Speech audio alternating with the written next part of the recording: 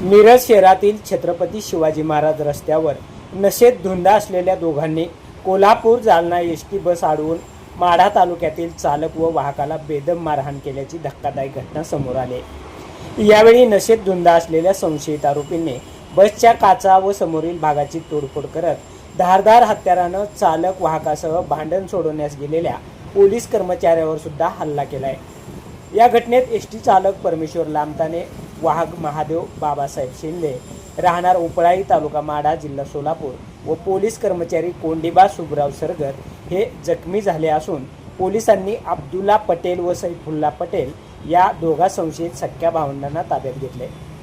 रात्री उशिरापर्यंत महात्मा गांधी चौक पोलीस ठाण्यात गुन्हा दाखल करण्याची प्रक्रिया सुरू होती। याबाबत घटनास्थळावरून व पोलिसांकडून मिळालेल्या माहितीनुसार लहान मुलांपासून मोठ्यांपर्यंत लेडीज जेंट्सचे चप्पल, शूज, सॅन्डलसाठी पंढरपुरातील एकमेव सुप्रसिद्ध भव्य शोरूम SR फुटवेअर। ओरिजिनल ब्रँड्सचा विविध व्हरायटीच्या हजारो स्टॉक ICC बँकच्या शेजारी नवी पेठ पंढरपूर। प्रोप्रायटर शहाजी बापूराव 83 29 45 45 84।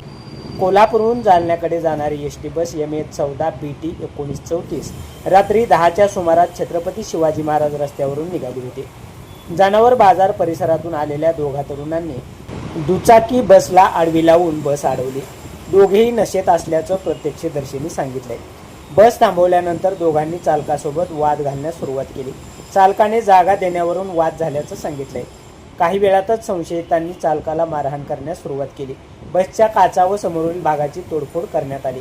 धारदार हत्याराचा धाक दाखवत चालक व वाहकाला जीवे मारण्याची धमकीही यावेळी त्या दोघांनी दिली। यावेळी बीट मार्शलसाठी तैनात असलेल्या 2 पोलिसांनी भांडण सोडवण्याचा प्रयत्न केला, मात्र संशयितांनी त्यांच्यावर सुद्धा हल्ला केला।